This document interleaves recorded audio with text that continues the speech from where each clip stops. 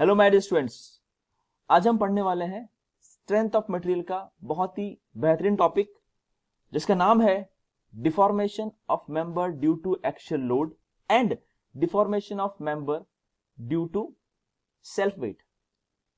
ये टॉपिक बड़े ही सिंपल है, लेकिन इन टॉपिक से बहुत ही अच्छी अंडरस्टैंडिंग डेवलप होती है। तो एक एक कंसेप्ट को ध्यान से सुनिएगा। सो before entering to the topic, first we understand the basics, some basics. Basics are, first we talk about the stress. What is stress? क्या है stress? Stress is basically internal resistance. Stress is internal resistance offered by the body, that is sigma is equals to what? Internal resistance upon area. Which area? Normal area. तो stress develop क्यों होता है? Internal resistance की वजह से develop होता है, ना कि अप्लाइड फोर्स की वजह से डेवलप होता है। और इंटरनल रेजिस्टेंस पिक्चर में क्यों आता है? क्योंकि इस पर हम एक फोर्स लगा रहे हैं। We are applying force on this member, P force, P load लगाया मैंने इस पे, और यहां से यहां पर क्या हो रहा है? रेजिस्टेंस डेवलप हो रहा है। इस फोर्स को बैलेंस करने के लिए हम यहां पर रेजिस्टेंस डेवलप होगा, which will B internal resistance, और इस फोर्स को बैलेंस करने के लिए यहां पर रेजिस्टेंस डेवलप होगा, which will be the internal resistance. और ये रेजिस्टेंस क्या कहलाता है? F R. So stress is the ratio of internal resistance to the normal area, not the applied force. But we know that, what we know, to for equilibrium condition this P is equal to what? Resistance force. तो हम क्या लिख लेते हैं? Sigma is equal to P upon area. Which area? Normal area, projected area, perpendicular area of the member. तो ये हो गया आपका स्ट्रेस। अब हम बात कर लेते हैं स्ट्रेन की। स्ट्रेन क्या होता है साहब?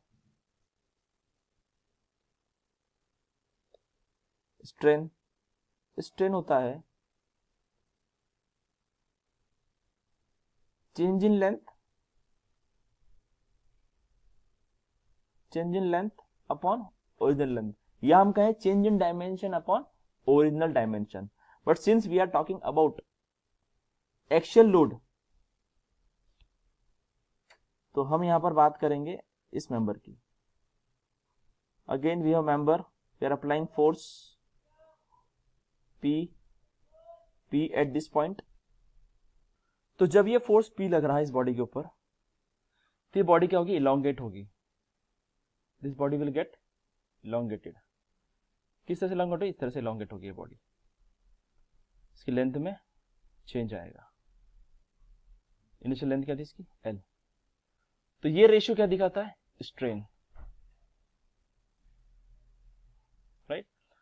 So now let's start the topic. अब हम टॉपिक स्टार्ट कर देते हैं। तो सबसे पहला केस है हमारा, first case is deformation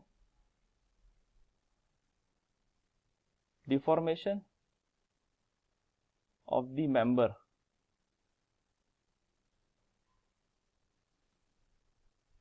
due to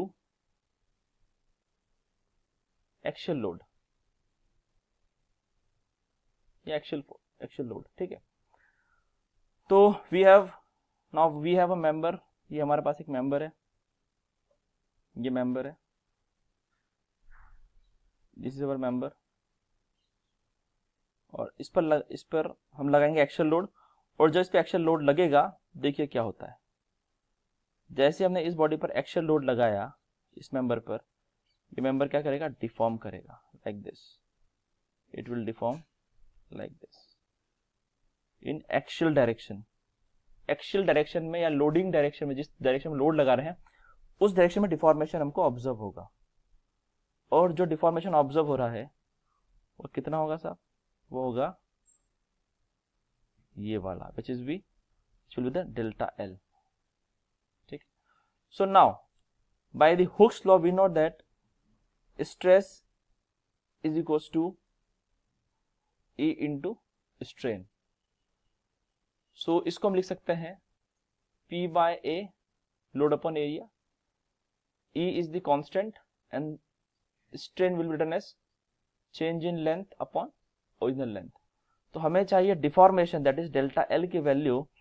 so we can right P into L, L इधर आ गया, E नीचे चला गया, P into L upon A E.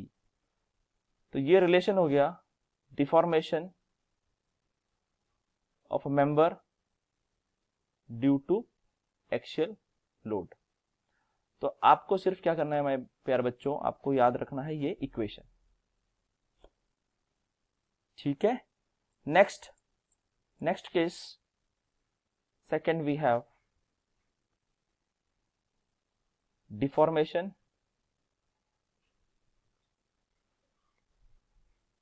of member due to self weight। हम यह बात करेंगे सेल्फ वेट की। चलिए देखते हैं इस केस में क्या होता है। So we have a member which has length L and it is subjected to self weight और self loading condition। तो इसके खुद के वेट से, अपने खुद के वेट से क्या डिफॉर्मेशन होगा, that we have to study and then we have to develop the equation। तो इसका जो सेल्फ वेट है वो कितना है, टोटल वेट क्या है इस बॉडी का, W, ठीक है। इस W की वजह पूरी बॉडी में कितना डिफॉर्मेशन होगा, that we have to observe। तो उसके पहले हम क्या करेंगे, एक छोटी सी स्ट्रिप कंसीडर करेंगे इस मेंबर की, जिसकी थिकनेस होगी dx, डिस्टेंस होगा बॉटम से x। तो इस मेंबर के नीचे जो वेट लगेगा वो कितना लगेगा, wx। अब हम बात करते हैं, तो स्ट्रेस इन एलिमेंट, जो छोटा सा एलिमेंट हमने कंसीडर करा है, वहां बात करते हैं स्ट्रेस इन दी एलिमेंट। कौन सा एलिमेंट, स्मॉल एलिमेंट। कितना होगा स्ट्रेन, स्ट्रेस हमको पता है लोड अपॉन एरिया होता है, ध्यान से देखिएगा, लोड अपॉन एरिया होता है। और here we have load is wx upon area. हम वही लोड कंसीडर कर रहे हैं जो लोड स्ट्रिप पे लगेगा। स्ट्रिप पे ये वाला लोड एक्ट नहीं करेगा, ये नीचे वाला लोड एक्ट करेगा, जिसकी वजह से इस स्ट्रिप में, इस एलिमेंट में डिफॉर्मेशन होगा। So this load will be wx upon A. तो we know that specific weight क्या होता है साहब, specific weight that is small w is equal to what, क्या होता है ये, वेट अपॉन वॉल्यूम। तो इसको हम लिख सकते हैं W is equals to what, specific weight into volume।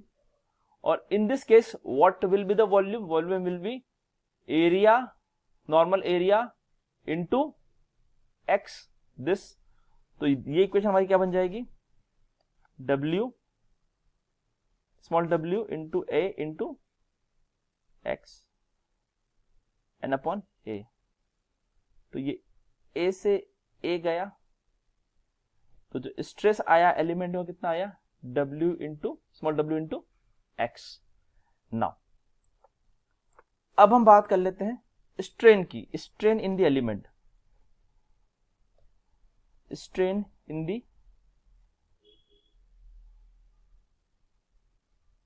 Element.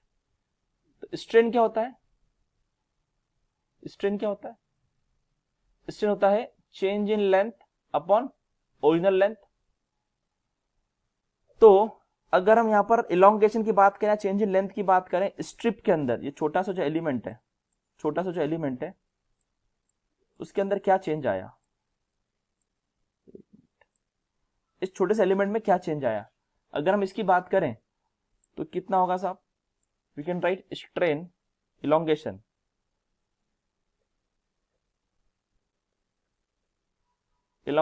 In the element, कितना होगा डेल्टा एल या elongation, it will be strain into length. तो स्ट्रेन इनटू लेंथ हमने बता दिया। तो यहां पर स्ट्रेन क्या होगा, स्ट्रेन होगा stress in the element upon E into L. तो इसको हम क्या लिख सकते हैं, इसको हम लिख सकते हैं स्मॉल w इंटू एक्स, जो हमने ऑलरेडी प्रूफ करा है ऊपर, अपॉन ई इंटू एल। अब इस एल को हम क्या लिख सकते हैं, इस एल को हम लिखेंगे, this L can be written as dx। इस एल को हम क्या लिखेंगे, dx। क्यों लिखेंगे dx, क्योंकि जो स्ट्रिप है उसकी जो थिकनेस है वो कितनी है, dx है। तो ये मेरी ओरिजिनल लेंथ है dx। अब इसी के अंदर वेरिएशन आएगा। So now total deformation, now total deformation in the member, how can we calculate, we calculate like this। तो total deformation कैसे लिखेंगे साहब, हम लिखेंगे integrating from 0 to L length W into x upon E into dx। तो यहां पर जो वेरिएबल है वो वेरिएबल क्या है, x है, वेरिएबल क्या है, x है, बाकी तो चीजें कांस्टेंट है। तो W upon E integrating 0 to L NVO x into dx। तो फाइनली जो रिलेशन हमको मिलेगा वो क्या मिलेगा, बड़ा ही सिंपल है ये integration. You left W into W upon E into x square by 2 and it varies from 0 to L। तो इसको हम लिख देंगे W L square upon 2E। This will be the final relation, that is deformation in the member, change in length in the member will be specific weight into L square upon 2E। अब अगर इसको हम all एरोबलेट करना चाहें और आगे बढ़ाना चाहें तो कैसे लिख सकते हैं, we know that this specific weight is equals to what, W upon volume. तो इसका वॉल्यूम क्या होगा, W upon L into area. तो delta L is equals to what, W L square upon 2E into L into area. तो ये L से ये 2 गया, तो बचा क्या, del L is equals to WL upon 2AE। This is our final relation, this is our final relation for deformation in the member due to self weight. You have to remember this equation. Thank you so much.